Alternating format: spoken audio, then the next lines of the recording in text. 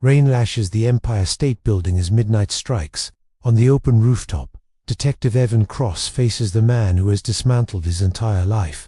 His badge stripped, his name disgraced, his past sins dragged into the light. And now, bound to a steel chair in the storm, the only woman who ever believed in him fights to breathe as water threatens to drown her. Across the rooftop, Victor Hale watches with a calm smile, a camera broadcasting every second. His demand is simple: confess, or she dies. The city waits below, oblivious to the war being waged above their heads. And Evan, he stands at the edge of his own ruin, forced to admit the truth he has hidden for years, that one reckless decision took the life of an innocent boy. But is confession enough to stop a man like Hale? Or is this just the opening act of a darker game, one where truth itself is the deadliest weapon? This is the story of the Silent Cross, a tale of lies, justice, and a detective's final chance at redemption. Now, let's go back to where it all began. Chapter 1. The Dead Man's Signal. The sirens cut through the cold Manhattan night like jagged glass, their echo bouncing off the skyscrapers of the financial district. Detective Evan Cross stepped out of his unmarked sedan, pulling his coat tighter against the wind. At 42, Evan looked older than his years' lines, carved deep from sleepless nights and too much whiskey. Hair peppered grey at the temples. His colleagues used to call him a legend, the kind of detective who could pull answers out of silence. Now, most whispered behind his back. Washed up, burned out, one mistake away from the end of his career. Tonight, though, his instincts hummed. Something about the call felt off. The victim was Charles Whitaker, a prominent Wall Street executive, found dead in his luxury penthouse on the 43rd floor. A heart attack, the first responder had guessed, until the coroner quickly corrected him. No, not a heart attack, a murder. The lobby of the building was flooded with uniforms, CSI techs lugging in equipment, reporters already hovering outside. Evan flashed his badge and took the express elevator up. The silence inside the cab pressed on him, amplifying the rhythmic thrum of his pulse. He ran a hand over his stubbled jaw, willing the hangover headache to fade. He needed clarity tonight.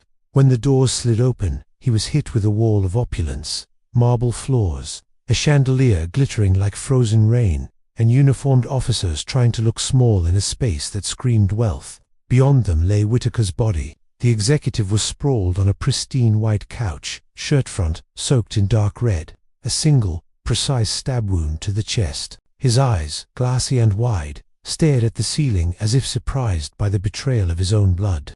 Detective Cross, Officer Jansen, greeted him, stepping aside. Time of death, roughly 9:30. No forced entry. Security logs show only Whitaker entered this floor tonight. Evan crouched near the body, eyes narrowing.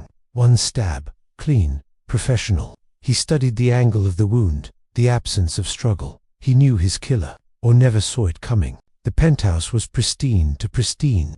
Expensive wine glasses arranged on the bar, untouched. An ashtray with a single cigarette stub, though Whitaker was rumored not to smoke. No overturned furniture, no broken glass. The crime scene was quiet, orderly, chillingly deliberate. Then came the kicker. One of the techs approached, face pale. "Detective, you'll want to see this." Victim's phone. The technician held up a sleek black smartphone sealed in a plastic bag. On its screen was the most recent outgoing message, a text sent at 10:04 p.m., a full 30 minutes after Whitaker's death. Message to an unknown number. "You can't save them all." The room seemed to shrink around Evan. His throat tightened. Memories rushing back, cases he'd lost, faces of victims he hadn't saved. The words felt personal, like a knife slipped between his ribs. He forced his voice steady. "Trace it now. Where did it go?" "Still working on it," the tech replied. Evan stepped away, into the wide glass window overlooking the city. The skyline glittered indifferently, neon lights and moving headlights smearing across his vision. Somewhere out there, someone had killed Charles Whitaker and sent a message designed to crawl under Evan Cross's skin. He needed air. He stepped onto the balcony, the night wind sharp in his lungs. Below, the city pulsed with life, oblivious to the death 43 stories above. He lit a cigarette, his first in weeks, and exhaled slowly. His sponsor would kill him if she knew, but right now, he needed something solid, something real. His phone buzzed in his pocket. He flicked the cigarette away, pulled it out. The screen glowed. One new message, from Unknown. You can't save them all. The exact same words. Evan's stomach turned to stone. He scanned the balcony, half expecting to see someone watching from another building. Nothing. Just cold glass and steel, stretching into the night. He rushed back inside, showing the screen to Johnson. Who else has seen this phone? Johnson frowned. No one. Why? Evan's pulse thundered. The text wasn't just taunting the dead man. It was taunting him. The medical examiner, a brisk woman named Dr. Kowalski, knelt over Whitaker's body. Cause of death, single penetrating wound to the heart. Blade about 6 inches, narrow, double-edged. Instant kill. Time of death? Evan asked, trying to keep his voice even. Between 9:20 and 9:40. He was dead long before that text went out. Evan looked around the sterile, immaculate penthouse. So either our killer has a sense of humor, or this isn't about Whitaker at all. What do you mean? Jansen asked.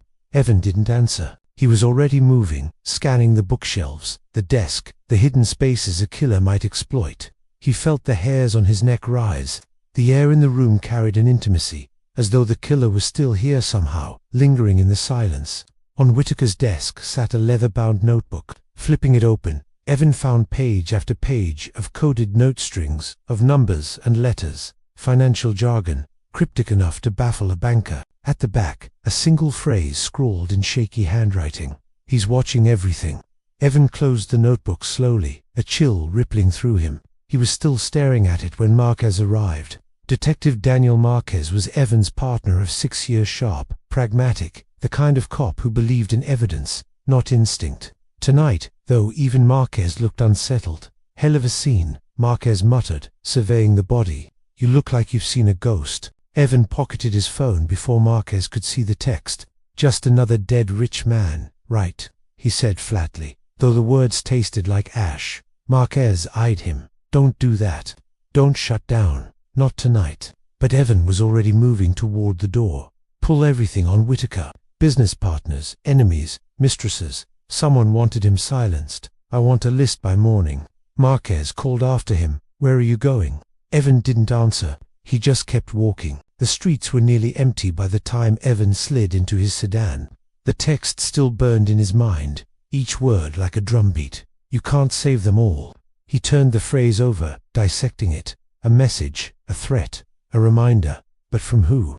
The city passed in a blur of neon and shadows. Evan parked outside his small, cluttered apartment in the East Village. The place was quiet, too quiet. He paused at the door, senses prickling. Inside, nothing was out of place. But as he tossed his keys on the counter, his phone buzzed again. Another message. Same unknown number. You failed before. Don't fail again. Evan sank onto the couch, staring at the screen. His past rose up like a phantom. The case, the mistake, the innocent man who died because of him. No one outside the department had ever known the full truth. And yet someone out there did. Someone wanted him to remember. He poured a shot of whiskey, hand trembling slightly. He told himself it was just another case, another taunt. But deep down he knew better. This wasn't just about Charles Whitaker. This was about Evan Cross. And the game had only just begun. Chapter 2. Shadows and Glass Towers. Dawn bruised the edge of the skyline purple and gold. The financial district just beginning to stir, delivery trucks idling at loading docks. Cleaners ghosting through lobbies with their carts and cotton gloves. Evan Cross stood across the street from Halcyon Bray Partners, a $500 million hedge fund, cocooned inside 60 floors of mirrored glass. The building threw back the early light like a cold smile. He hadn't slept. The image from last night, a woman's face, throat opened, the word next, haunted him more effectively than any nightmare. He'd sent the picture to the lab with a note. Run facial recognition. Prioritize. He didn't T-add what trembled behind the order. Please tell me, she ice and tea someone I already know. By 6:40 a.m., the revolving doors hissed him into a lobby that smelled faintly of lemon cleaner and expensive quiet. A Chihuly glass sculpture hung from the ceiling like a frozen firework. Security kiosks hummed. Cameras tracked him with liquid precision. On a far wall, a mural of abstract waves and silver lines suggested progress, innovation, conquests, the religion practiced here daily. Detective, a broad-shouldered man in a charcoal suit, intercepted him before he could flash the badge. Miles Gunn, a run building security. Gunn's handshake was too confident, the kind that tried to make a point. Evan let him try. "We're here for Whitaker's office. Every second of footage you have from last night, every log, you got it." Gunn's smile didn't reach his eyes, but corporate counsel asked I mention something. "There are privacy protocols. I'm not here to read anyone's diary." Evan walked past him toward the turnstiles, a line of early rising associates badged in, the red dots turning green. "I am here because your building released a man who went upstairs breathing and came down dead." Miles swallowed whatever reminder he'd been cued to deliver. "Elevators this way, detective." The express shot them skyward. As they rose, Evan noted each camera puck in the ceiling corners, each mirrored panel that offered a sliver of reflection. No blind spots here, he thought. They saved those for more interesting places. The 42nd floor sky lobby opened like a cathedral of glass. The hedge fund entrance was all smoked panels and brushed steel. The firm's name, Halcyon Bray Partners, floating on the wall in polished letters. A woman in a midnight blue blouse stood waiting with a tablet hugged to her chest. "Detective Cross," she offered a hand. "Lena Ward, I'm Senior Associate on Risk and Diligence, Mr. Whitaker's team." She was late 20s, maybe 30, sharp cheekbones softened by tired eyes, hair pulled into a precise knot. Her blouse sleeve rode up just enough to reveal the faintest smear of a bruise on her wrist. She moved like someone used to walking on marble without leaving footprints. "Ms. Ward," Evan said, "you found out the way everyone else did. My phone exploded around midnight." Her voice was even trained. "Is it true he was murdered?" Evan said, "Yes." Lena's gaze flicked to Gunn, then back. "I can show you his office, but counsel wants to be present for anything involving data." Evan tilted his head. "Counsel can sprint if she cares that much." "We're going now." Lena led them through a bullpen where monitors already blinked awake. The few associates in early kept their faces pointed at screens, as if the right numbers could keep death from leaking into their day. Whitaker's corner office looked like money designed it. Pale oak shelves, a steel desk, minimal enough to shame a monastery. A view that made the whole city look purchasable. "Did he smoke?" Evan asked, stepping around a slim ashtray near the balcony door. "No," Lena said quickly, then, slower. "He liked the look of ashtrays. It was a design choice." Evan filed it. He ran gloved fingers along the desk edge, ghosting the keyboard without touching it. He could feel Whitaker's mornings here, the relentless rhythm, coffee, phone, deals like small wars. A rectangular paperweight caught the light, a clear block with a thin silver cross suspended inside. Not quite religious, more like a logo, but deliberate. He lifted it, turned it in his palm, and set it back precisely where it had been. "What was he working on yesterday?" Evan asked. Lena hesitated. "The Apollo X roll-up, a set of biotech and logistics assets." He was excited. She paused and nervous. About getting outmaneuvered," she said. "There were competitors." Names, another hesitation. "Green Biologics, Suncrest Maritime Holdings." She swallowed. "And a think tank. It's not a competitor, exactly. Hale Future Lab. They advise on tech and acquisitions." A quick, almost involuntary glance. "They host events." The name settled in the room like a coin dropping into a well. Hallie Evan felt the faintest tickle of foreknowledge, and couldn't place it. He filed it to names. Marquez arrived as if conjured by tension, tea, slightly askew, coffee in one hand, a file in the other. "Morning. The lab is fast-tracking the photo. Also, rumor mill says Whitaker had a sealed conversation with a federal task force last week. No names, lots of NDAs. Sealed about what?" Evan asked. Marquez lifted a shoulder. "If I had to guess, either insider trading dressed in charity, or charity dressed in insider trading." He gave Lena a nod that was almost polite. "Miss Ward." She acknowledged him with a taut smile. "We're cooperating fully." "Terrific," Marquez said, and walked to the window like he owned the view. Evan crouched near the cabinet beneath the credenza. No dust on the handles. Inside, a polished humidor, empty, a small box of disposable vape cartridges, unopened, a slim stack of black moleskins bound with a leather strap. He opened the top 1 columns of tidy handwriting, then pages of ciphered scroll. On a dog-eared page, a line jutted out from the meticulous rows. "He's watching everything." Evan felt the echo from Whitaker's penthouse and shut the book. "Security footage," Evan said to Gunn without looking up. "Show us the path from the lobby to this office. Every angle Whitaker touched yesterday.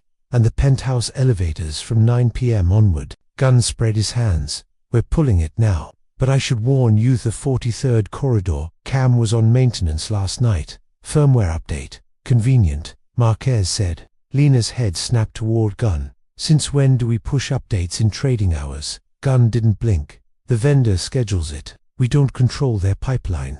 Then the vendor can answer that, Evan said. Let's go. They followed Gunn down to a windowless control room half a floor below, a hive of monitors showing slices of the building's vascular system, loading docks, elevator banks, hallways, glass-walled conference rooms where 1,000 small, legal crimes would be negotiated today. A kid with a buzz cut and a loop earring jumped when he saw Evan. This is like, not CSI, right? It's exactly CSI, Marquez said, without smiling. Give us your loopback feeds for last night. The kid's hands flew. Screens populated. Evan could feel the rhythm again, the pulse of a well-kept organism. In the lobby, Whitaker walked through at 7:54 p.m. Alone, no entourage. He moved with the casual arrogance of a man who believed the world would wait for him. Freeze, Evan said. Zoom the far corner. At the periphery of the frame, a janitor pushed a wheeled caddy into a service corridor. Face down, cap low, ordinary, forgettable. Is that your guy? Marquez asked. Maybe, Evan said. Maybe not. Gunn jabbed a finger at a screen. 43rd floor hallway. And, like I said, maintenance mode. The feed they pulled was grainier, the color slightly off. The timestamp ticked, slow by 2 minutes. A coffee cart rolled past the camera twice back to back. Same angle, same slosh of liquid, the same barista's ponytail flicking at the same beat. Looped, Evan murmured. He pointed. See the splash. Identical. It's patched footage. Someone laid a loop over the live feed and let it run. Gunn bristled. Our vendor. Your vendor isn't the one framing murder scenes, Evan said. Does this DVR to local, or to cloud? Both, the looping kid said, before Gunn could interject. Local first, then it mirrors. But if somebody with the right access rights over the local buffer, the mirror sends garbage too. Who has the right access? Marquez asked. Gunn hesitated a breath too long. 3 of us, me, Dylan here, and our night supervisor, and, technically, IT from Halcyon Bray, but that's locked behind counsel. Get us the night supervisor, Evan said. And counsel. The door opened, as if the request had conjured her. A woman in a bone-white suit, hair like a blade, eyes like a threat. Mara Klein, general counsel. Before we all run headlong into privileged systems, let's agree on scope. Scope is homicide, Evan said, not bothering to hide the edge. If you want a warrant, I'll interrupt the judge's omelette, but I don't think your board wants headlines about obstruction. Klein measured him. I'll give you read-only access to the last 24 hours around Whitaker's movements. Anything broader requires paperwork. We like paperwork, Marquez said. It frames nice. Klein turned to Dylan. Do it. While they worked, Evan's phone buzzed a text from the same unknown number. He angled the screen in toward his body and opened it. A map pin. Within this building, the blue dot pulsed over the words, Service Elevator, Sublevel 2. Underneath, you're warm. He looked up. Where's Sublevel 2? Gunn blinked. Loading. Trash compactor. Mechanicals. Why? Show me, Evan said. The elevator to the sublevels smelled like damp concrete and oil.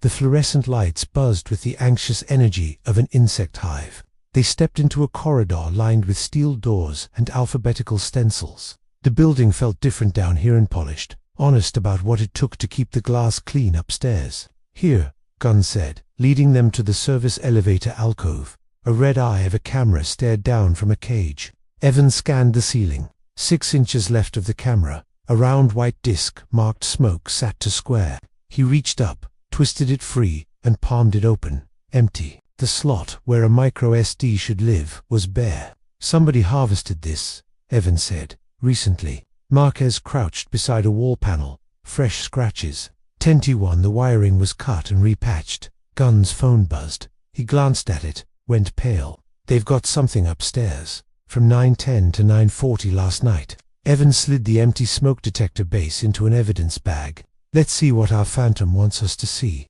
Back in the control room, Dylan had 3 feeds patched. Framed side-by-side lobby, elevators, 43rd corridor. The lobby showed its tireless ballet. The corridor drifted under the looped coffee cart. The elevator feed its camera tucked in a corner, fisheye distortion making faces look swollen and wrong stayed empty until 9:12 p.m. when the doors slid open to admit a man in a dark overcoat. He kept his head down as he crossed the threshold. He lifted his eyes just once, enough for the camera to catch the planes of a familiar face. Marquez's coffee paused halfway to his mouth. Huh. Evan stared at the screen.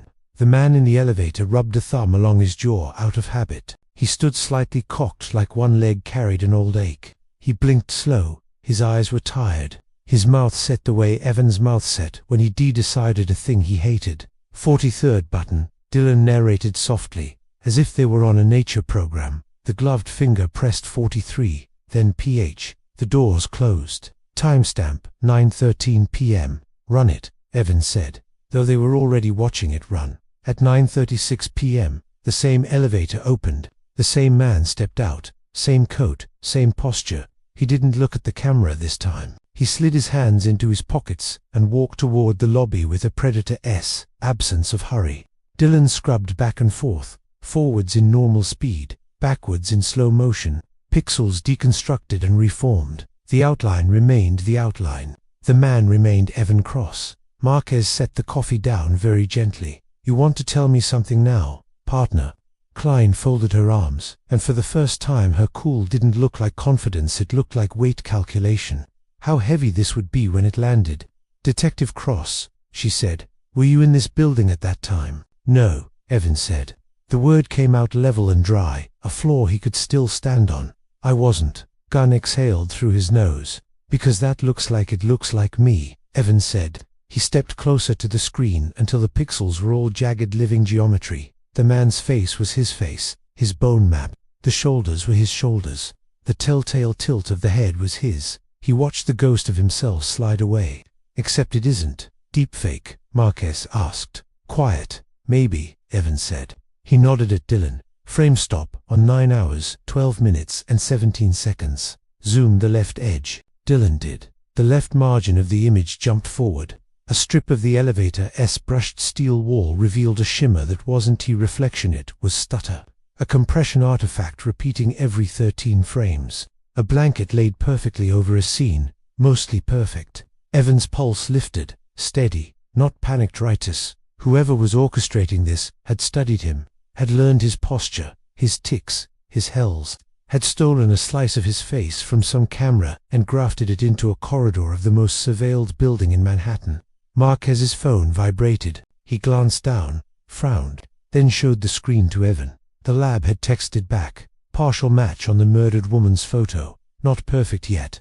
They were close, closer. Lena had been standing silent at the doorway like someone peering into the locked room of a house she lived in. Detective, she said, voice steady but eyes not eyes, skittering with too many thoughts. What does this mean? It means, Klein said before Evan could answer, the lawyerly instinct to define reality kicking in, that this investigation just became complicated. Evan didn't look away from the screen. It means we're not dealing with a murderer who fears cameras. We're dealing with someone who counts on them. He thought of the text in Whitaker's penthouse. You can't save them all. He thought of the photo. Next he felt Manhattan's glass towers leaning in like they had ears. Play it again, he said. Dylan hit the key. The elevator doors opened.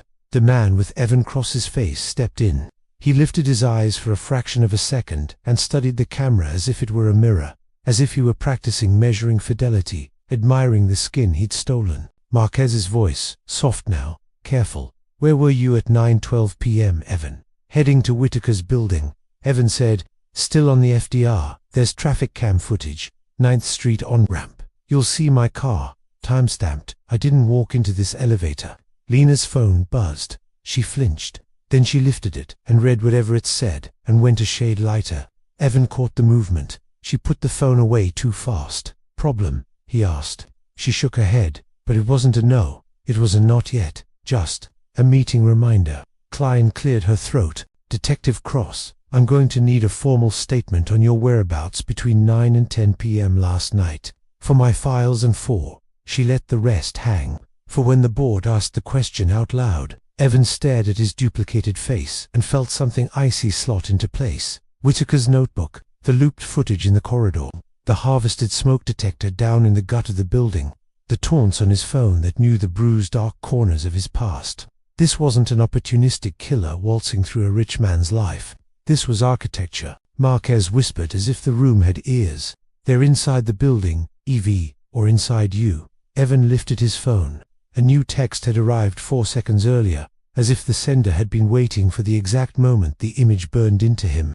From unknown. Good morning, detective. You look good on camera. He didn't show it to anyone. He didn't have to. He felt the room tilt. He imagined a hand somewhere, tapping a keyboard, sipping coffee, smiling. On the screen, the elevator doors closed on his stolen face. Cliffhanger. The timestamp reads 9 hours 36 minutes and 22 seconds p.m. The moment Whitaker bled out on a white couch, 43 floors up, while security plays Evan's face descending. Calm as a man who's finished the job. Chapter 3. The Man Who Wasn't There. The city was still shaking off the night when Evan Cross slid behind the wheel of his sedan. The glass towers of Lower Manhattan glittered like nothing bad ever happened there, like a man hadn't been gutted in one of them just hours earlier. But Evan's mind wasn't on Charles Whitaker anymore. It was on the man in the elevator. The man who looked exactly like him. He drove aimlessly uptown, as if motion might rattle answers loose. But every red light reflected his face back at him in the windshield, and every reflection looked like a stranger. By mid-morning he was back at the precinct, the 12th Homicide Squad, his second home, his personal purgatory. The bullpen buzzed with routine chaos, phones ringing, cops trading gallows humor, the smell of burned coffee hanging over it all. Evan should have felt at home here, but instead he felt the walls whispering. Detective Daniel Marquez was waiting at his desk, arms crossed, his dark eyes hard. Tell me I'm crazy, Evan. Tell me we didn't just watch you ride an elevator to a crime scene and stroll out after the time of death. Evan tossed his coat over his chair, ignoring the stares of a few uniforms, pretending not to listen. You know I wasn't there. You've worked with me 6 years. You'd know if I was lying. That's the problem. Marquez leaned in. It looked like you. The gait, the tilt of your head, the goddamn way you rub your jaw when you're thinking. That wasn't CGI slapped on some random's face. That was you. Evan lit a cigarette, earning a dirty look from Sergeant Hines across the room. It's called a deepfake, Danny Hyand. Someone studied me, maybe months, maybe years, enough to get it perfect. Marquez didn't blink. Then explain this. He dropped a clear evidence bag on the desk. Inside was a cheap flip phone, the kind drug dealers used before smartphones got cheap. Evan frowned. What am I looking at? Marquez's voice was low, dangerous. Found it this morning. In your glove compartment. The cigarette trembled between Evan's fingers. Bullshit. Forensics already dusted it. Clean as a priest's conscience. But the SIM's active. Guess what number it's tied to? Evan's stomach sank. The one sending me texts. Marquez nodded once. Bingo. So unless you've been drunker than usual and prank texting yourself, someone wants us to believe you're the bogeyman. Evan crushed the cigarette in the ashtray, jaw tight. This is bigger than Whitaker. Someone's staging this, step by step, to burn me down. Marquez studied him. You sure you're not staging yourself? I mean it, Evan. I've covered for you before. Too many late nights, too much whiskey. Maybe you don't remember things the way you think you do. Evan glared. Don't start that. I know where I was. Traffic cams will show it. Marquez leaned back, sighing. I'm not your enemy here.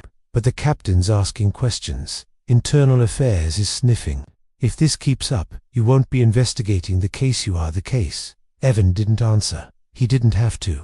Because just then, his phone buzzed in his pocket. He pulled it out, half dreading what he'd see. From unknown. Check under your floorboards. Evan's blood iced. His apartment was small. Second floor of a tired East Village building that smelled like curry downstairs and paint thinner upstairs. By the time he unlocked the door, adrenaline was grinding his nerves raw. He tore the place apart, pulled drawers, flipped cushions, yanked clothes from closets. Nothing. Then he crouched by the floorboards beneath his couch.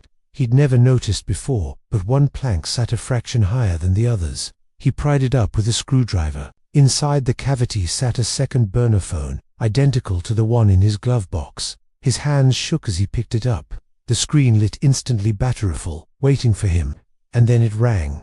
Evan froze, staring at the screen. No number displayed, just the word, calling. He thumbed it to life and lifted it to his ear. The voice was distorted, scrambled by some modulator, but cold amusement cut through anyway. "Hello, Detective Cross. Looking for yourself." Evan's throat tightened. "Who the hell is this? You don't get to ask questions. Not yet." The voice was inhuman, a metallic echo that seemed to come from everywhere at once. "You've made mistakes, fatal mistakes. You buried them, but I didn't forget." Evan swallowed hard. Whitaker, was he payback? A chuckle, sharp as glass. Whitaker was just a note in a larger symphony. But you, detective viewer, the melody. Why frame me? Why now? Because justice delayed is justice denied. And you denied it long enough. The line went dead. Evan stared at the silent phone until his reflection blurred in the black screen. His chest heaved, a storm of rage and fear and confusion tearing through him. There was only one thing he knew for sure. Whoever this was, they knew about that case. The one Evan had buried in the dark corners of his conscience. The one that had cost an innocent man his life. By the time Marquez arrived at the apartment, Evan had poured half a bottle of whiskey into a glass and hadn't touched it. Marquez took in the wreckage, the open floorboards, the phone and the evidence bag. "Jesus, Evan, you redecorating?" Evan handed him the bagged phone. It rang. Voice on the other end knew me, knew everything. Marquez frowned. What did it say? That this is payback. Evan ran a hand over his face. That I buried mistakes. That now they're digging them up. Marquez gave him a long, unreadable look. "What mistakes, partner?"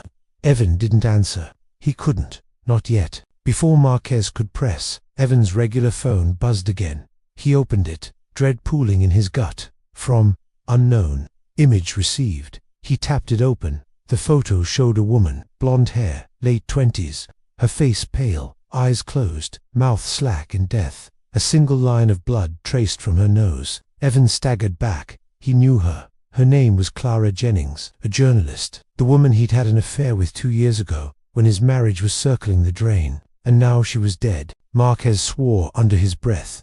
"Jesus Christ, Evan, you know her." Evan's voice cracked. "I knew her. And now they're planting her at my feet." Marquez stared at the image, then at Evan. His silence said everything. "This is bad. This is very, very bad." By afternoon, the squad room was electric with rumor. Clara Jennings had been found in her apartment, a victim of what appeared to be an overdose.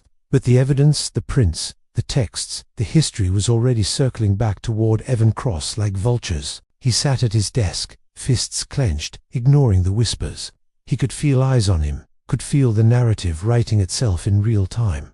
The detective gone rogue, the drunk with a badge, the killer hiding in plain sight. Marquez dropped into the chair across from him. "They're lining up a warrant. They'll tear through your place tonight." Evan's jaw locked. "Then we find who's doing this before they bury me." Marquez hesitated. "If they think you're compromised, they'll pull me off you." "I can't cover forever." "Then don't cover," Evan said. "Help me. Because whoever's behind this isn't just after me. They're building something bigger." Whitaker's notebook, the deepfake footage, Clara, they're all threads in the same web. Marquez leaned forward, voice low. "And if the web ends with you?" Evan's phone buzzed again. This time it wasn't text. It was a live feed. A shaky camera, pointed at a woman tied to a chair in a dim room, tape over her mouth, eyes wide with terror. The feed panned down to a handwritten sign propped against her chest. "Do you believe me now?" The video cut. Chapter 4. The Mastermind's Voice. The video froze on a tremble of pixels. A woman bound to a chair, grey cinder block behind her, tape shining across her mouth. The frame stuttered, then died. Evan Cross stood very still in the middle of Homicide's tech alcove, the hum of servers filling the space like held breath. He scrubbed the progress bar back and forth, hunting for something he'd missed in the few seconds the live feed had allowed him. "Nothing embedded," said Priya Desai from Cybercrimes, fingers flicking across her keyboard. "No exif, no metadata." This wasn't a phony stream. It was pushed through a private microcellon and off like a match. "Freeze there," Evan said. She stopped frame on a sliver of silver at the base of the woman's throat. It caught one band of LED glare and threw it back. Zoom.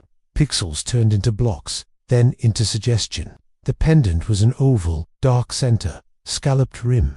Evan knew it before the shape resolved, knew it by the way it lay against skin. He'd stared at it 100 times in church basements, while counting seconds, like she'd taught him. St. Jude, patron of lost causes. His sponsor's pendant. Ruth, he said, a breath more than a word. Marquez heard the break in his voice. Ruth Delgado. Your sponsor, Ruth. Evan nodded once. That basement, those cinder blocks, that ancient steam radiator on the left, St. Anthony's on Houston. Tuesday night meeting. Priya was already tracing through building permits and floor plans. That room doesn't have any network cabling, and the church Wi-Fi is open and ancient. Whoever streamed this stood up a microcell for 60 seconds, then shut it down. I'm getting a tower handshake for something that looked like a suitcase. Portable cell, Marquez said. Carry in your coverage. Carry out your crime. Grab your coat, Evan said. Already moving. We're going to St. Anthony's. The church smelled like lemon oil and old paper, a sweetness that lived in wood. A vestibule volunteer looked up as they came in, her eyes flitting between badge and gun with polite worry. They went downstairs. The basement door opened on a multi-purpose room that had seen bingo nights and funerals and every species of confession. Fold-out chairs were stacked in a neat column against the wall. A whiteboard leaned crooked. The last meeting's topic, still ghosting through an attempt to erase. Step 9. Direct amends. In the far corner, beneath the radiator, Evan remembered, a circle of tape residue grayed the concrete. On the floor, stuck like a coin lost under a couch, lay a small oval of silver on a snapped chain. Evan crouched and lifted it, careful and helpless all at once. St. Jude's face stared up from the worn medallion, soft with years of being thumbed. Bag it, Marquez said gently. If this is hers, we want chain of custody clean. Evan slid the pendant into a swabbed evidence envelope. He stood looking at the room the way a man looks at a place where good things have happened, and then a very bad thing happens to punish you for believing in them. A cheap folding table showed fresh scratches, a square of adhesive where a camera might have been taped, then ripped away. On the chair legs, a dusting of white like chalk. Evan rubbed it between finger and thumb. It squeaked. Plaster, he said, or sheetrock. Somebody staged this. Broke it down fast. Priya came clattering down the stairs with a hard case and a portable antenna like a mantis limb. Found to clean RF spikes on the drive over, she said, unfolding the gear. Same signature that hit the tower. If we're lucky, he didn't kill all his breadcrumbs. Evan's phone buzzed. Unknown number. His chest tightened. He walked a few steps away and answered. The voice that came through wasn't human, but wore humanity like a costume, pitched down, pinched, every syllable processed until it sounded like a choir whittled into one person. Good morning, detective, it said. Did you like the show? Where is she? A small laugh, sterile as an operating room. We'll get to that. First, a story. Do you remember Isaac Nolan? Evan's vision tunneled. The name hit him like a punch he'd been bracing for and hoping would never land. 22, the voice went on, filling the silence he couldn't. NYU grad student, worked nights at a deli on Rivington. Wrong building, wrong door, wrong intel. You told yourself the affidavit was clean enough. You told yourself a judge's signature blessed it. You told yourself the kid's heart attack was unfortunate. You wrote those words, unfortunate. Do you remember, Detective Cross? Evan's mouth was dry. Who are you? You're not ready to use my name yet, the voice said lightly, like a good teacher pleased with a student's effort. But you're getting warm, warmer than yesterday. Now listen carefully. Every lie we tell ourselves costs someone else's life. You've been spending freely. Time to pay. Where is Ruth? He asked again. Make amends, the voice said. You know the step. Tell the truth in the light. Do that, and she breathes a little longer. Refuse, and well, you can't save them all. The line clicked off. Evan squeezed the phone hard enough. His knuckles creaked. Across the room, Priya's laptop chirped. Got a partial, she said, eyes lit with the hunt. Signal hopped to a secondary node 2 blocks away, then to a third riding a battery. That's a mesh. The backbone is moving. Moving where? Marquez asked. Priya pointed to a pulsing dot, marching down a map toward the river. Red Hook, if it keeps going. Storage units, warehouses. If he's clever, he's playing shell games with suitcases. Evan looked at Ruth's pendant in the bag, the silver catching basement light. Direct amends. He had told himself a lot of things after Nolan died. That guilt without action was vanity. That he'd done what he could by stopping another raid that would have toppled into the same grave. He'd written letters to a mother who never responded. He'd driven past the deli twice and sat in his car 30 minutes, like he might go in and apologize to the ghosts. He hadn't. "Let's move," he said. The storage facility in Red Hook stretched like a sleeping ship, corrugated doors painted in maritime blues. Priya caught the mesh again as they turned down the access road. The signal danced, faded, then came back strong. 2 hops, she said, antenna out the window, laptop rattling on her knees. Then 3. "That's our crown. He's somewhere in the center." Marquez badged at the front office while Evan and Priya cut down the service corridor, rolling doors on either side. The air smelled of oil and dust, and the iron breath of the river. "Here," Priya said at Unit 27C, spiking. Marquez jogged up, breathing a little hard, keys jangling. "Got a master." "Manager nearly fainted when I said kidnapping." He popped the lock. Evan lifted the door. The unit held a room inside a room. Black curtains clipped a conduit pipe to make a cube. Carpet tape gridding the concrete. A single folding chair under a naked bulb. On a tripod, a compact camera faced the chair. On another stand, a slender rectangle squatted with a battery pack, a portable microcell, like Priya had predicted. A small metronome perched on the chair's armrest, needle fixed in the center. The space smelled faintly of bleach and juniper. The bulb's heat made it bitter. Evan crossed to the chair. On the seat, protected by a square of plastic wrap, sat an envelope with his name handprinted in block letters. He slit it open with a glove. Inside, a single USB drive and a card. The card read, "Step 9 starts with telling the right person." He slid the drive to Priya. She jacked it into a sandboxed laptop, an audio file. She hit play. Evan's voice filled the unit, not the processed choir. His eye pushed for the warrant. The voice said, raw with airless confession. "I knew the informant was soft, but I wanted the win, I told myself. I told myself the judge would stop it if it was wrong. He didn't. We hit the door, and Isaac Nolan died. I killed him." Priya stopped the file and looked up, face careful. "That you?" "No," Evan said. The lie tasted like bile even though it was true. "That's my tone and cadence spliced onto a script." They pulled extracts from my IA interview and glued a confession between them. Marquez's jaw ticked. "They have sealed audio. How?" Priya pointed at the microcell rig. "Whoever built this can pick pockets from the cloud. Sealed doesn't mean safe if the wrong key exists." Evan set the card down like it might burn through the chair. He pictured Ruth in this chair, hands tied where the tape residue roughened the metal. He imagined the metronome tapping while the voice with no face made him a deal dressed as morality. His phone buzzed again. The same unknown. He answered, a hiss of atmospheric noise, then the voice. "Tick-tock, detective, tell the truth, and buy her a minute." "Put her on," Evan said. A pause. Then a rustle and a muffled sound. "Ruth may be, or hope's cruel mimic." Tape crinkled a breath. "Choose your audience wisely." The voice went on. "You have plenty. Newsrooms eager for blood. A captain who's been waiting for you to stumble. A partner who is only just deciding how much he believes." "Why me?" Evan asked. "Low. You could sink 1,000 cops. Why me?" "It's not about who deserves it most," the voice said, gentle as a knife at a throat. "It's about who deserves it now." You took a man's future and wrote it down as a clerical sigh. "I'm here to correct the record." The line died again, a habit like a ritual. Marquez stared at Evan. "You didn't tell me the kid's name." "I didn't tell anyone who wasn't in that room," Evan said. "IA sealed it. I buried it. But someone dug." He felt something inside him settle an ugly kind of clarity. This wasn't a grudge with a badge. This was an operator with reach. Priya held up the microcell like a prize fish. Custom build, off-the-shelf guts with bespoke firmware. No serial numbers. But the SIM came in a batch sold to a consultancy that buys for hedge funds and labs. "I've seen their invoices on ransomware remediation." "Name?" Marquez asked. "Hail Future Lab is on the vendor list," she said. "Could be a client of a client. Could be nothing. But it's there." The name rang again in Evan's head, the neat letters on Lena Ward's mouth, the calm way she'd said it.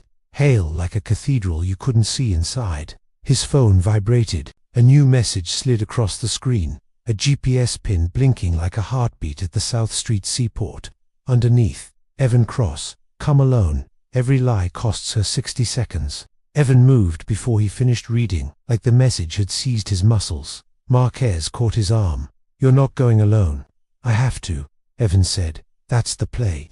That's the bait." Marquez said. "And you look like you've swallowed a hook already." Priya put a hand up, palm flat. "I can set up passive triangulation. You go. But we go to from a distance. I'll spider the microcell if he pops it again." Evan nodded. Choices felt like fiction. There was only now and after now if he earned it. The seaport was alive the way tourist places are alive, people performing joy for one another. Kids ran, somebody sang near the water. The smell of pretzels and diesel mixed in the air. The river wore slate under a sky that couldn't decide if it wanted to bless or threaten. Evan walked the length of the pier with his hands out from his sides, so the cameras looking would see. He wasn't holding a weapon. He scanned faces for a shape he knew. Ruth's laugh lines. The short haircut, she said, made her feel lighter. He scanned for a camera on a tripod, a van with shaded windows, a man in a dark coat with Evan Cross's bones. His phone buzzed. "Stop," the voice said when he answered. "Look right." He turned. Across the pier, at the edge where a fishing boat bumped the pilings, a black garment bag lay on the boards. New, expensive, anonymous as a lie. "Open it," the voice said. Evan walked to the bag and knelt. The zipper purred down. Inside, wrapped in tissue like a suit from a very good store, was a dark overcoat he recognized, down to the way the cuff showed a small shiny scar where a cigarette had once grazed it, in the right pocket. A card. The plastic bore the logo of the Whitaker building. The name, Guest, Cross, printed neat. Yesterday's date stamped beneath. Passersby glanced and then looked away, New Yorkers honoring a formed circle of trouble.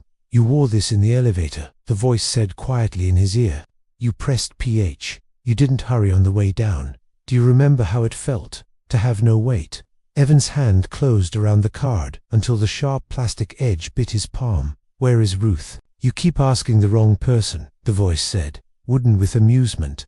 "Ask yourself. Ask your partner. Ask the people you've lied to and ask them out loud." "You want a confession," Evan said. "You want to end me on a live feed." "Don't be vain," the voice said, and something like contempt finally cracked through the modulation. "I want the truth. Your destruction is a side effect." The line went dead. The overcoat lay like a black flag. Marquez's voice came from behind him, low and near his shoulder. "We've got ears up." Priya's catching wisps. "He's here, Eve. He's close." Evan stared out at the water. A tourist took a picture of a gull and laughed. A ferry honked, a sound with no humor in it. In his head, the metronome he hadn't touched ticked. His phone chimed another text. A photo, a bathtub, water running, the stream a bright white spear, a woman's wrist inside the frame, St. Jude pendant on the lip of the tub deliberate, like a signature, 1 minute for each truth. The caption read, "Start with Isaac." Evan inhaled and tasted the river. He could tell the truth and end his job, and maybe his freedom. And by a minute of breath, for the woman who had sat across from him with coffee and told him not to make permanent decisions on temporary feelings. "You don't have to do this here," Marquez said, hearing the waves hit Evan's shore. "We will find her." Evan looked at the keycard, at his name on it, like a label on a specimen. He thought of the empty chair and the saint in a bag. He thought of the botched door, the kid with a deli apron and an honors thesis, the affidavit he'd pushed because the city loved him when he delivered. He lifted his phone and hit the icon to call his captain.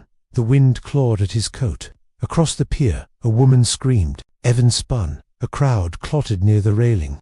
Something dark had bobbed up against the pilings, swelling and falling with the chop. The scream folded into the thrum of the pier, as if the city had decided it was ordinary. Marquez was already running. Evan followed, shouldering through bodies, the smell of river and rot punching the back of his tongue. A uniformed harbor cop reached with a hook and snagged a sleeve. The water heaved, offered up a body like a bargain accepted. Pale face, hair fanning, tape around the wrists gone slack with soaking. For an instant, Evan saw the pendant, convinced he saw the oval of a saint. It wasn't Ruth. It was Ava Park, Assistant District Attorney, young sharp, the one who had sat second chair at Evan's sealed IA hearing and asked him, very quietly, if he thought he'd done everything he could. Her eyes were open to the blank grey above. Her mouth was full of rivet. Evan's phone vibrated again in his hand, twice, like a heartbeat he couldn't sync with. He looked down. Unknown. Wrong person, wrong door. Remember. Unknown. Tick-tock. Cliffhanger, with sirens closing and a dead Ada at his feet. Evan watches the keycard in his hand begin to buzz and glow. Faintly it's embedded. LED strobing a countdown no one else seems to see. Chapter 5. Web of Lies. The card pulsed in Evan's palm like a living thing, a faint lead at its corner, strobing a countdown rhythm. 5 beats. 4, 3, EV. Drop it, Marquez barked. Evan hurled the keycard into the East River. It vanished in a white splash. No explosion, no smoke, just water swallowing plastic. The crowd murmured, disappointed at the anticlimax, but Evan's pulse thundered like he'd just wrestled a live grenade. He stared at the ripples until they smoothed into the grey tide. Then he looked back at the pier. The body lay on the planks, hair streaming, eyes open to nothing. Ava Park. Marquez knelt beside her as EMTs rushed in, too late for anything but protocol. Ada Park, he whispered, shaking his head. Jesus. The crowd was already dispersing, rubberneckers with stories to tell over drinks. But Evan felt the gaze of something else lingering, the sense of being watched, measured, toyed with. He scanned the pier, faces blurring into anonymity, until he caught a flicker of movement near the far exit, someone tall, in a grey hoodie slipping away, head down. Evan surged after them, shoulder-checking through tourists. Police. Stop. The figure bolted into the maze of streets beyond the seaport. Evan chased, feet pounding cobblestone, lungs burning. For a second he thought he'd closed the gap, but the suspect cut left into an alley, hurdled a trash can, and was gone. By the time Evan rounded the corner, the alley was empty. Just a fire escape ladder swaying slightly, and a single object left on the ground. A flash drive, wrapped in black electrical tape. Evan scooped it up, heart hammering. A gift, or a trap, or both. Back at the precinct, the flash drive played on a secured laptop in the tech room. The screen lit with a simple video file. Ruth Delgado, alive. She was tied to a chair in the same black-curtained cube, the St. Jude pendant still at her throat. Her eyes found the camera, wide and terrified. She tried to speak, but tape muted her mouth. Behind her, a shadow moved, someone tall, broad-shouldered, blurred in deliberate silhouette. A distorted voice filled the speakers, calm, deliberate. Detective Cross, you are a liar, and liars earn their wages. You want her back. Then follow instructions. Step 1. Stop pretending you're the hunter, you're the prey. Step 2. Understand that truth comes with blood. Step 3. Remember every lie buys her less time. The video ended with a frame of Ruth's face frozen in fear.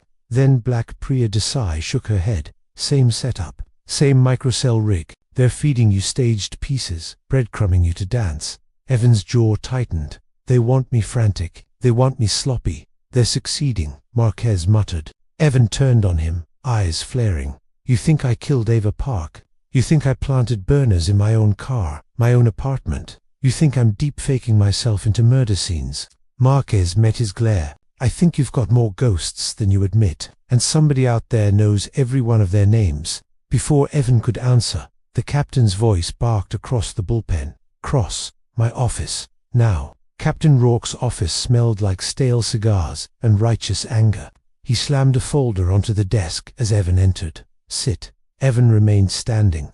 Rourke stabbed a finger at the folder. Ballistics and prints came back from Clara Jennings' apartment. Guess whose fingerprints were all over her bathroom door? Yours. Guess whose emails to her got pulled from her laptop? Yours. Guess whose love letter, handwritten, romantic crap about starting over, was found in her nightstand? Yours. Evan's stomach dropped. That's impossible. I never wrote her a letter. Then somebody wanted the world to think you did.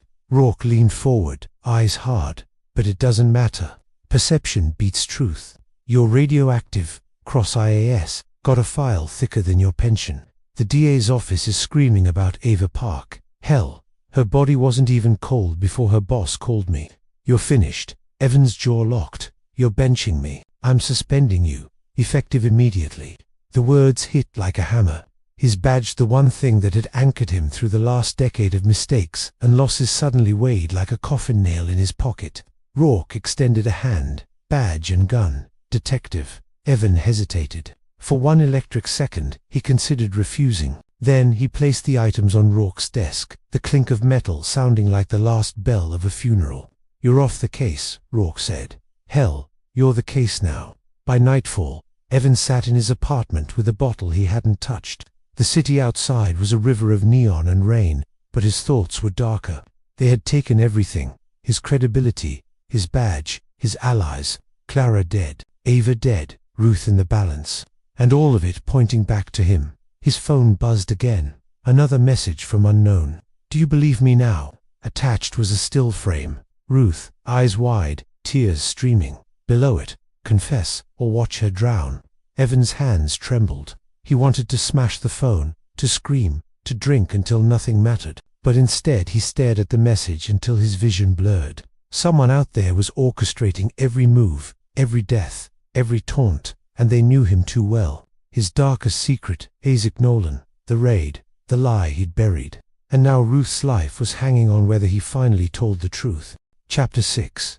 A City of Masks. Rain came down in a thin, stubborn drizzle that made everything in Manhattan look fingerprinted.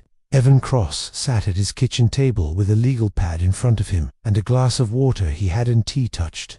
The live stream of Ruth in the bathtub water rising, the St. Jude pendant glinting on the porcelain lip kept, replaying in his head. 4 words on the tile. Tell them about Isaac. He uncapped a pen. He wrote one sentence at the top of the page, his hands steady like a man signing for a package he'd been avoiding for years. "I pushed a bad warrant. An innocent kid died." He stared at it until the ink dried, then folded the page once and slid it into a plain envelope. His phone buzzed on the table. Unknown. Tick, tock, 1 truth, 1 minute. He hit call instead of replying. The line rang once, twice. On the third, the modulated choir voice answered like it had been sitting politely in his living room the whole time. "Ready to be useful. Detective." "You said truth buys time," Evan said. "Turn off the water." A beat. Then, "Prove it." Evan took a breath that felt like he was forcing air into a locked room. "I pushed the Nolan warrant," he said. "I knew the informant was soft. I chased the win. Isaac Nolan died because I signed my name to garbage. That's the truth." Silence. Then the faintest exhale the kind a person makes when a difficult thing finally happens. In the spirit of good faith, the voice said, almost gentle, "We'll pause the faucet." The call ended. Evan didn't realize he'd been gripping the phone until his fingers ached. He looked at the envelope on the table. He looked at the clock. Then he got to work. At noon, the rain had downgraded to an intermittent spit. Evan walked into a storefront newsroom on the Lower East Side, a scrappy investigative outfit that had, over the last decade, embarrassed more than one well-funded publication. City Ledger. He'd tangled with them before. He respected them exactly because it had been inconvenient. "Maya Chen here?" he asked the receptionist. Maya came out herself, hair in a messy bun, ink on her fingers, a press pass clipped to a denim jacket that had seen better protests. Her eyes flicked to his empty belt where a badge would have been. "You look like a story, Cross. The kind that burns." "I need to go on the record," he said, "about a sealed case, and I need you to hold the tape until I tell you to run it." "Is this about Clara?" she asked, not unkindly. "It's about me," he said. She studied him. 5 minutes. They went into a small audio booth that smelled like coffee and soundproof foam. He slid the envelope onto the table between them like a penance. "I'll talk," he said, "but not names outside mine and the dead. You broadcast anything else. You put a crosshair on a woman who doesn't deserve it." Maya pressed record. Evan spoke. He said Isaac Nolan's name out loud in a way he hadn't since the day he'd been forced to say it into an IA recorder. He said he'd rushed the affidavit. He said he'd wanted the win. He said a judge's rubber stamp didn't move the guilt to another set of hands. He owned it. When he finished, Maya sat back slowly, like she'd been running and had finally hit a wall. "We'll hold," she said. "You call me. If you don't call by midnight, I run it." He nodded. That was the point. A dead man's switch for a man who wasn't dead yet. As he stepped out onto the wet sidewalk, his phone buzzed. A still image. Ruth's bathtub. The waterline had frozen at ankle height. "Good boy," the caption read. He kept walking until the words in his head stopped ringing. Back in the precinct parking lot, Priya Desai popped the hatch of her unmarked SUV and revealed enough mobile gear to tap a small planet. A laptop showed an open spreadsheet with hardware signatures and vendor chains. She pointed to a cluster of rows that looked identical to Evan. "Microcell Sims," she said. "Bulk bought through a shell consultancy that services hedge funds, universities, philanthropic labs." The same batch number shows up in a purchase routed to Rexford Solutions, procurement front used by guess who? Evan said. Hail Future Lab. Priya nodded. If we subpoenaed their records, we'd have to fight lawyers thick as insulation. But here's the part ULL like. One of their subcontractors went under last year, and the bankruptcy filings are public. They list inventory, including a dozen microcell sticks, with the exact baseband firmware we pulled at St. Anthony's. Evan watched the rain bead on the SUV's glass.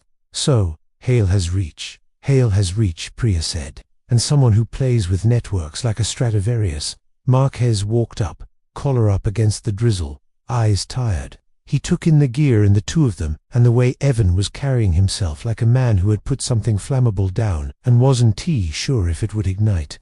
Anything I should chase before the captain figures out I'm still chasing with you? Yeah, Evan said. Lena Ward. Marquez frowned. Whitaker's associate. She's in this, Evan said. More than she told us. She named Hallie like you drop a match into a bucket of gas. I want to see what burned around her. He dialed the only number he had for Lena, the one she'd given him outside Whitaker's office, with a smile that didn't touch anything important. Straight to voicemail. He texted. No read receipt. Priya tapped keys. Already on it. Lena Ward's social is curated within an inch of its life. But her Venmo history, she said, and cracked a half smile, is sloppier. Regular payments to something called Bonafide Catering, no address, but the bank routing traces to a co-working space in Midtown. The same co-working space shows badge pings from an FBI field device 3 times in the last month. FBI, Marquez said. She feeding them, or they're feeding her, Priya said. Or both. Evan's phone buzzed. Unknown number, new text, Bryant Park. 1 hour come clean. He showed the screen. If Lena bites, she picks someplace public, he said. Bryant's public. Marquez shook his head. This smells like a setup. It all smells like a setup, Evan said. Doesn't mean we don't walk into it. Bryant Park was a damp postcard. Office workers ate lunch under umbrellas. Tourists posed with wet smiles. The carousel music spun, tinny and cheerful, oblivious to weather and murder. Evan sat on a green chair near the gravel path and watched the PT, told no one the time and place except Marquez and Priya. He shifted in his coat. Without a badge and gun, he felt like a civilian in his own life. Lena Ward slid into the chair across from him, as if she'd always been there, trenchcoat belted, a scarf knotted at her throat, rain pinpricking her hair. She folded her hands on the table, composed and shaking at once. You're radioactive, she said softly. You texted me, he said. Her eyes flicked up the path, then down. We have about 2 minutes before someone notices this meeting who shouldn't, he asked. Pick a name, she said with a humorless smile. Hale Labs Halcyon's board, your own house. The bureau. She leaned in. I was feeding Whitaker's team intel on a roll-up they called Apollo X. It wasn't just biotech. It was data-patient movement, anonymized logistics, the kind of stuff you can turn into profit or surveillance depending on your mood. And you fed the FBI, he said. Her jaw tightened. I tried. They wanted me to keep playing both sides. I wanted out. Then Whitaker died, and I got a text that said, you can't save them all. He felt the old chill lick his spine. Who texted you? I don't know, she said. They knew about me. They knew about you. They knew more than they should. I came to you because she swallowed. Because I don't know who else to trust. You picked a hell of a day, he said. Ava Park is dead. Lena flinched. I read the alert. She was second chair at my sealed IA hearing, he said. Somebody wanted a message delivered to me in public. Lena's composure slipped, just a hair. They're going to burn you down, detective. They're trying, he said. Tell me about Hale. Her face did something, some conflict flash fry across muscle, then gone. He's a saint, she said. On paper, he funds labs and scholarships and social impact projects. He throws galas that make rich people cry about poor children, and then he walks them into a boardroom and asks for a wing named after them. And off paper, she said, choosing each word like she was crossing a creek on stones. Hale likes networks. He likes influence. He likes building scaffolding around people and pulling ropes. Evan watched her. You met him? She nodded once, twice. It felt like being appraised. She looked past his shoulder. Something in her eyes changed, tightened and flattened. A woman looking at a car accident. She can't stop. Don't turn around, she said. Just listen carefully. The men in the blue raincoats at 11 o'clock. They're not tourists, they're contractors. One has the telltale crease where body armor rides under a jacket. If I stand up, if you stand up, Her chair scraped on pea gravel. She was up, quick, a sudden pivot that looked like panic, and maybe was. Evan rose too fast, knocking his own chair back. Lena, he said, reaching. She didn't get 3 steps before a white panel van nosed to the curb like it had been idling there forever. The side door threw open. 2 men in blue raincoats, faces up, not hiding at all, moved with choreographed ease. One grabbed Lena's arm, the other her waist. She kicked hard, a small cry knifing the air. In the span of a heartbeat, she was in the van. The door slammed. The van slid into traffic like part of the weather. Evan ran, lungs tearing. He slapped a hand on the door handle as it slid shut and left skin behind. He got a license plate, New Jersey, plates that he already knew would be stolen, and a glimpse of a third man behind the wheel. The driver glanced once in the mirror at Evan. His eyes were placid. His mouth was bored. The van turned at the corner and was gone. Evan stood in the rain, chest heaving. Behind him, a dozen cell phones captured nothing useful. Marquez was on him in seconds, breath white in the damp. Saw it, he said. Prius tracking traffic cameras now. Evan pointed at the retreating street. Blue raincoats, armor, not amateurs. Priya's voice crackled in Evan's earbud, the one she'd insisted he wear, because the 21st century was not going to slow down for his nostalgia. Got them on 42nd, she said. Then they ping the Midtown Tunnel and vanish. Either plates swapped in the tube, or they ghosted into a ramp we don't have eyes on. Evan looked down. On the wet chair where Lena had sat was a small, clear evidence bag. Inside a key fob, one of those proximity discs used to badge through high-security doors. On the disc, a logo, Hale, Future Lab. Under it, 3 letters, sharpied in neat block. B3, Basement 3, he said. Or Building 3, Marquez added. Or Plan B, Level 3. Evan slid the fob into his pocket like it was a grenade pin. His phone vibrated. Unknown. A photo. Lena in the black curtain cube, tape across her mouth, eyes gone from clever to mortal. Every lie costs her, the caption read. Every truth moves you forward. Forward where? Evan muttered. To the part where they show you the trick, Marquez said darkly. They were halfway back to the precinct, when the lights bloomed red and blue in Evan's rear view. A patrol car swung in front of them, at an angle that made a point. 2 more boxed them from behind. He felt the grip tighten even before he saw the man climbing out of the front cruiser. IA Detective Sorensen, clean-cut and zealotized, rain beading on a suit that looked allergic to weather. Cross, Sorensen said when Evan rolled down the window. Out of the car, Evan set his hands on the wheel. What's the charge today? Murder. Kidnapping. Breathing without permission. Sorensen didn't smile. We have a judicial warrant for your arrest on suspicion of homicide. Clara Jennings, an assistant district attorney, Ava Park. Also for tampering with evidence and obstruction. Marquez stepped out of the passenger side, hands open. Easy, Sorensen. Sorensen's gaze didn't leave Evan.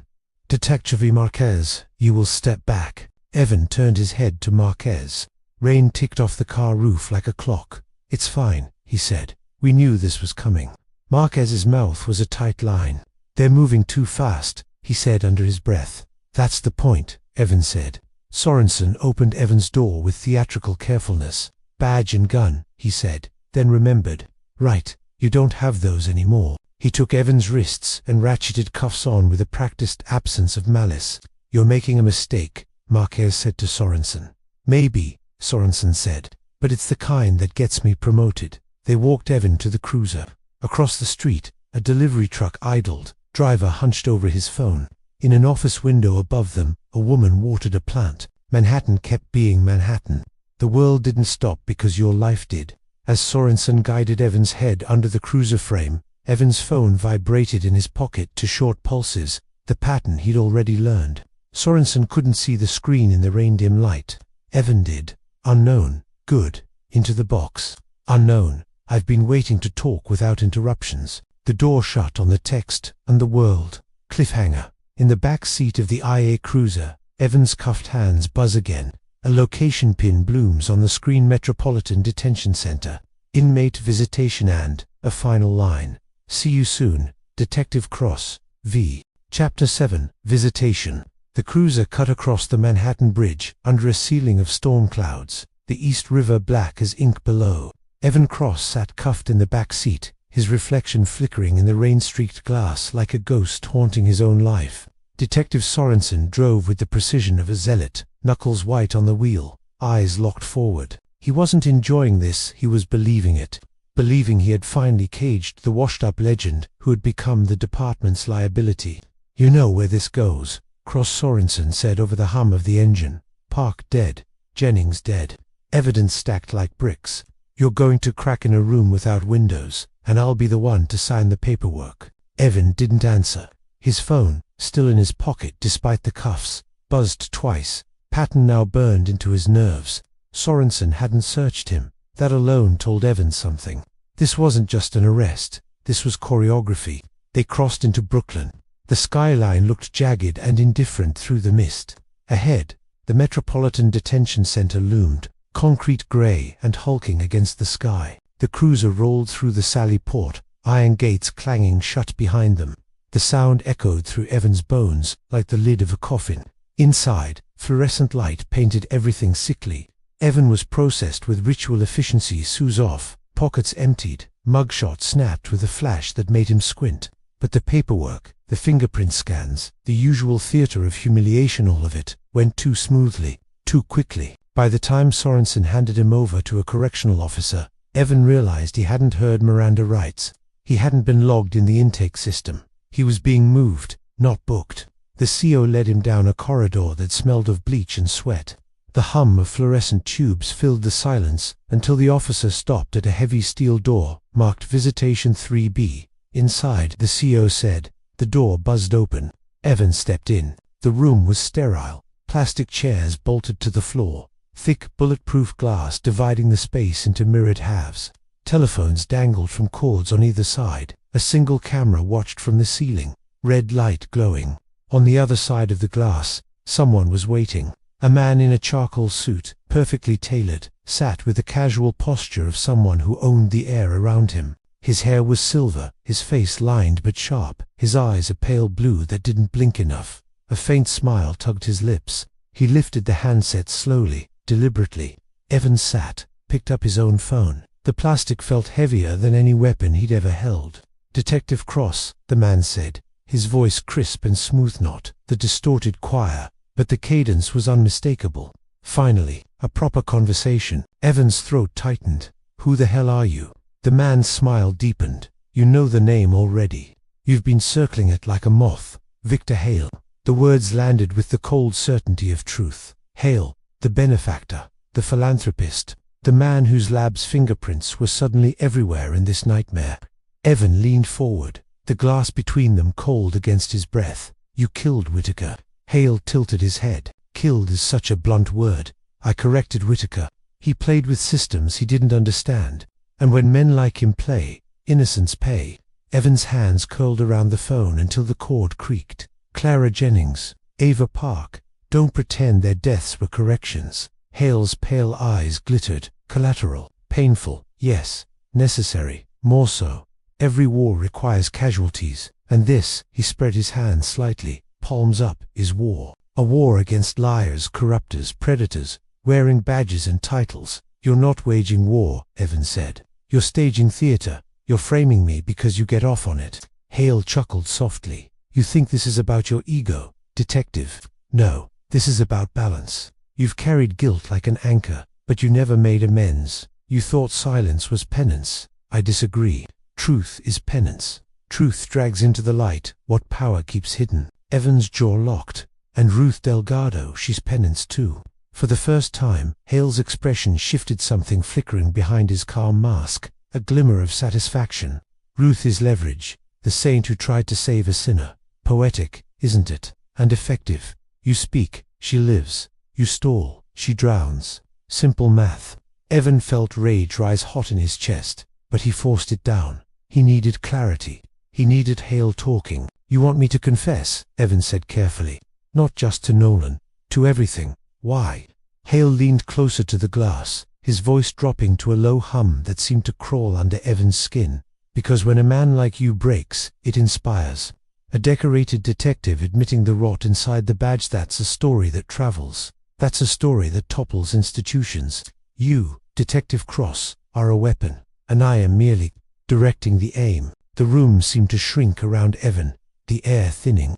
He stared at Hale, searching for cracks in the performance, but the man radiated certainty, as if the world truly bent to his will. "Why me?" Evan asked finally. Hale's smile returned, thin and sharp. "Because you've already done half the work for me. You killed Isaac Nolan. You buried the truth. You lived a lie. I simply gave your conscience a stage, and it's performing beautifully." Evan's grip on the handset tightened until his knuckles whitened. He wanted to smash the glass, to reach through and strangle that calm voice into silence. But Hale only leaned back, watching him like a professor grading a student's restraint. The steel door behind Evan buzzed. He turned slightly. Sorensen stepped inside, file in hand. His face was stone. "Time's up, Cross," Sorensen said. Evan turned back. Hale was gone. The chair on the other side of the glass sat empty, phone swaying gently as though it had just been set down. Evan's pulse slammed in his ears. "You saw him," he snapped at Sorensen. "You saw him sitting there." Sorensen frowned. "Saw who?" "You've been talking to yourself for the last 5 minutes." The blood drained from Evan's face. He stared at the empty chair, then at the camera above. The red light was still on, still recording. He felt the trap snap closed. Sorensen lifted the file. "You just confessed on tape, Cross Nolan, the bad warrant, the dead kid. All in your own voice. IA is going to love this." Evan's mouth went dry. He shook his head. "That wasn't me. That was Hale. He was right there." But the words sounded hollow, insane even as he spoke them. Sorensen's smirk told him exactly how this story would be written. Evan realized then what Hal had truly stolen. Not just his image, not just his history. He'd stolen the one thing Evan couldn't fight to reclaim: reality. Chapter 8. Breakout. The fluorescent hum of the detention center was louder than thought. Evan Cross's wrists throbbed in the cuffs, as Detective Sorensen marched him down the corridor like a prize catch. Every step was watched by cameras, by guards, by the ghost of Victor Hale's smile behind glass. Evan's phone was still buzzing in his pocket, unnoticed by Sorensen. 30 seconds of Ruth drowning. Each vibration was a countdown. "IA is going to shred you," Cross Sorensen said, voice sharp with zeal. "You'll sit in a windowless box until you sign your name on the confession. By the time I'm done, you'll beg for a plea." Evan stayed silent. He couldn't afford the rage clawing up his throat. Rage would make him sloppy. Sloppy meant Ruth would die. They passed through a checkpoint. A guard buzzed them into a lower corridor lined with cinder block. Sorensen's phone chirped. He glanced down at the notification, lips twitching into something like satisfaction. That was the opening. Evan stopped walking, shifted his cuffed hands down, and hooked the chain under the edge of the corridor steel railing. A sharp pull, the chain bit, twisted. Before Sorensen could bark, Evan snapped his body sideways, driving his shoulder into Sorensen's gut. The detective staggered, breath rushing out. Evan wrenched the cuff's hard metal, screamed against metalin, till one wrist slid free, skin tearing with it. Pain flared, but adrenaline drowned it. Sorensen reached for his sidearm. Evan slammed his palm against the gun, twisted, and the pistol clattered across the concrete. The guard shouted, hand flying to his radio. Evan didn't wait. He bolted, barefoot on concrete. Alarm klaxons erupted. The detention center became a maze of sirens and boots. Evan ducked into a laundry alcove, grabbed a grey uniform jacket off a cart, and shoved it over his shoulders. The scent of bleach burned his nose. He moved fast, head down, blending with the churn of responding officers. Every hallway echoed with lockdown and escape attempt. He hit a stairwell, 2 flights down, and pushed through an emergency exit. Rain slapped him in the face as he burst into the outer yard, a chain-link perimeter topped with razor wire. Spotlights swept like hungry predators. He scanned fast. A maintenance truck idled near the far gate, driver door open, someone mid-shift smoking a cigarette. The guard had abandoned it at the alarm. Evan sprinted. His lungs tore with the effort. He vaulted into the truck, hot-wired ignition with trembling fingers, and floored it. The gate was half-open, sliding shut as the lockdown tightened. The truck scraped through with a shriek of metal, sparks showering, and then he was in the street, rain on his face, sirens swelling behind him, Brooklyn rushing past like a fever dream. He ditched the truck 3 blocks later, slipping into an alley. The city swallowed him, as it always swallowed the guilty and the desperate.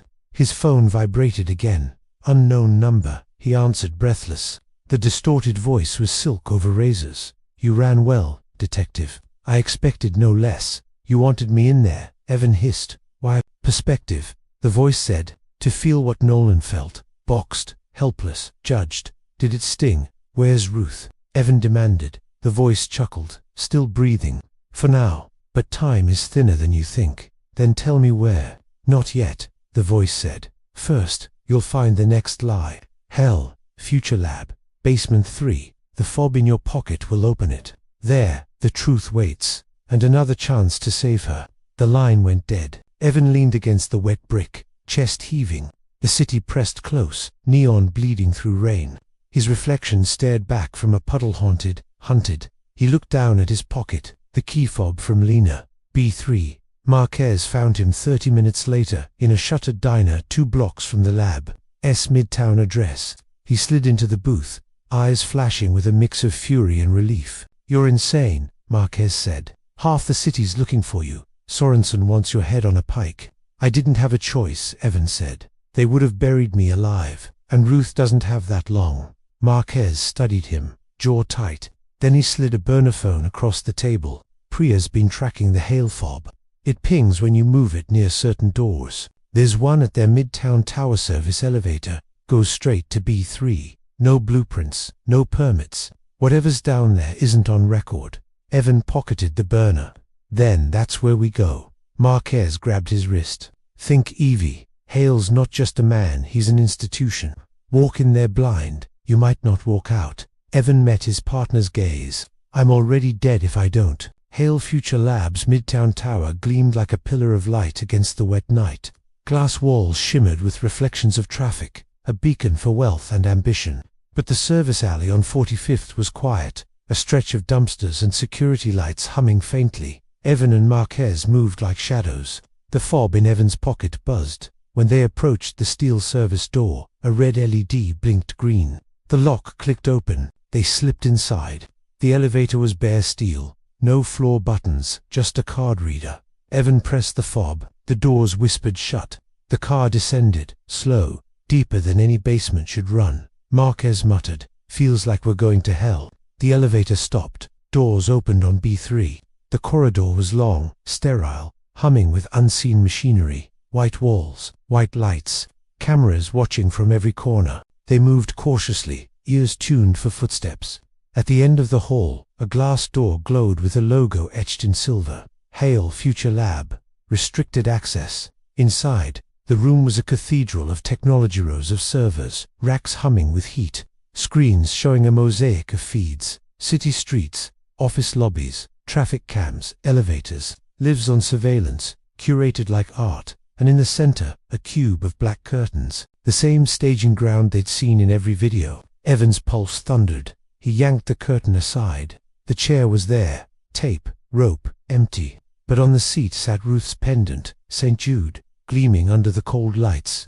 Next to it, a handwritten note. "You're close. One more lie to burn. One more truth to tell. Tick-tock." Marquez cursed under his breath. "He's playing us like rats in a maze." Evan picked up the pendant, his throat tight. His phone buzzed again. A new message, a video feed. Ruth again.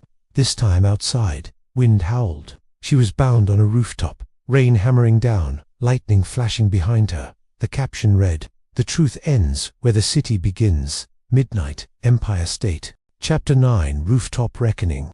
The Empire State Building rose like a monolith through sheets of rain, its spire clawing the storm.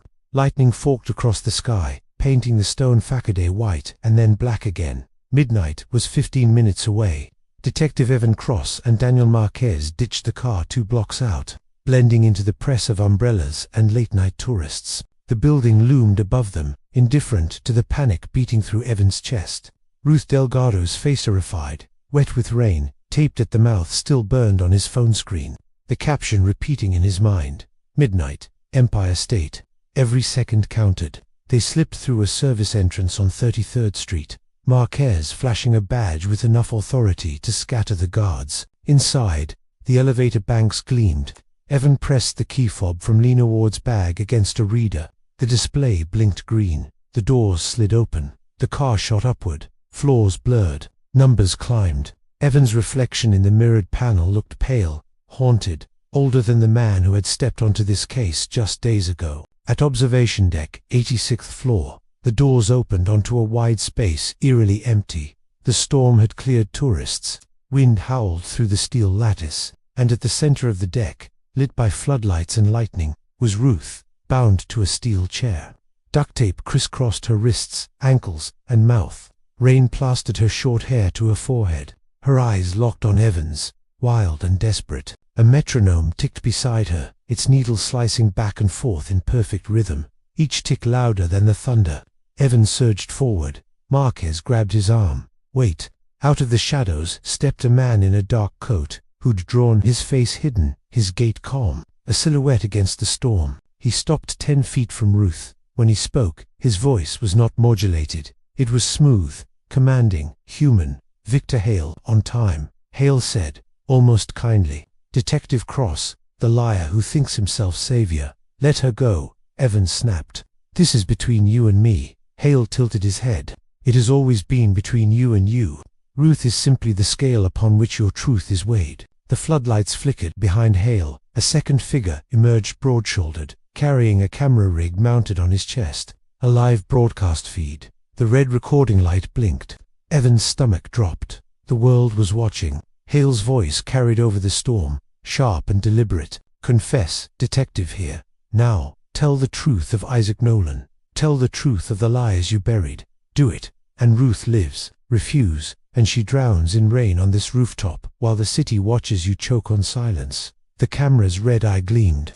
Marquez stepped forward. "This is madness. Shut it down." Hale ignored him, eyes locked on Evan.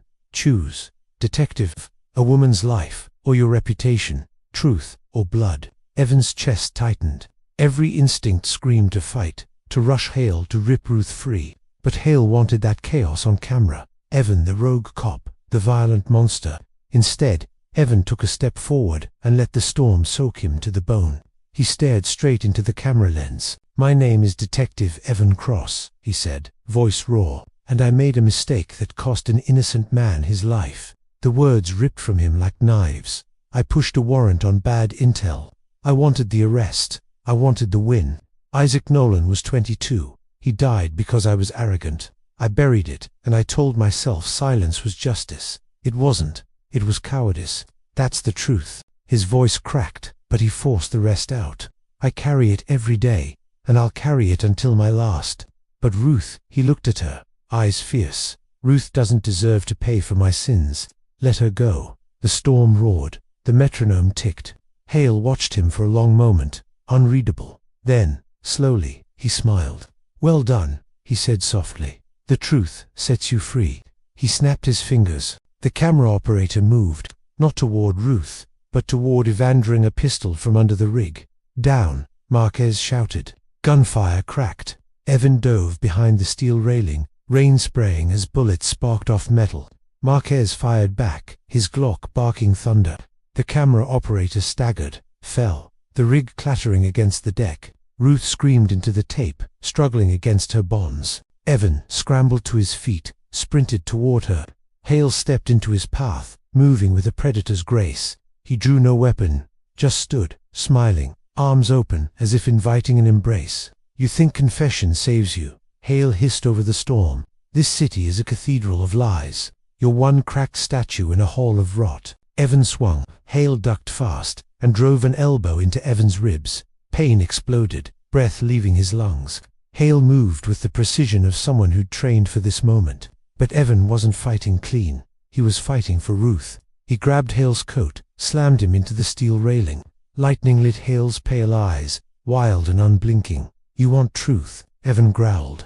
"Here's truth. You're a coward hiding behind other people's blood." He drove his fist into Hale's jaw. Once, twice, Hale staggered back, finally human, blood bright on his lip. Evan lunged past him, reached Ruth, tore the tape from her mouth. Her gasp cut through the storm. "Hold still," he said, ripping at the bindings. Behind him, Hale laughed a low, broken sound. Even now, You think this ends with saving one woman?" he shouted, cross. "This is bigger than you, than her. You're just the opening act." Floodlights flared. Sirens rose from the streets below. NYPD had finally arrived. The storm of voices and boots surged closer. Hale's smile widened, blood on his teeth. "See you in the sequel," he whispered, and before Evan could move, Hallie vaulted backward over the railing. Lightning split the sky. Hallie vanished into the rain. Chapter 10. Ashes of Truth. The storm rolled out over the Atlantic by dawn, leaving Manhattan washed in silver light. The Empire State Building stood pristine, as though it hadn't been a stage for confession and blood hours earlier. Detective Evan Cross sat on the curb outside the observation deck entrance, Ruth Delgado's blanket-wrapped form leaning against his shoulder. Paramedics had checked, her bruised, dehydrated, terrified, but alive. She whispered once, "Hoarse, you shouldn't have said it." Evan looked at her, eyes hollow. "It was the only thing that bought you another minute." Behind them, NYPD swarmed like ants cordoning off tourists, cataloguing shell casings, bagging the shattered metronome from the rooftop. Marquez argued with the lieutenant, face grim. Every officer's glance at Evan was a mix of suspicion and pity. The city had seen his confession live. There was no undoing it. Later that morning, in a precinct interview room, Captain Rourke dropped a laptop in front of Evan. On the screen, his own face on the rooftop, rain sluicing down, saying Isaac Nolan's name into the lens. "It went viral in an hour," Rourke said. "Every outlet's carrying it. City Hall's panicking. DA's office wants your head." Evan rubbed his temples. The hangover of truth weighed heavier than any whiskey. "Then let them take it." Rourke's jaw clenched. "You know how bad this looks, but I also know you. You didn't kill Jennings. You didn't kill Park. Someone set you up, used that mistake to burn your life down.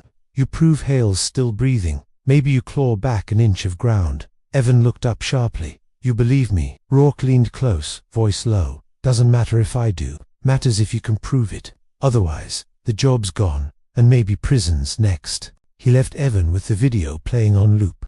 Each time his voice cracked on Isaac Nolan, the walls pressed tighter.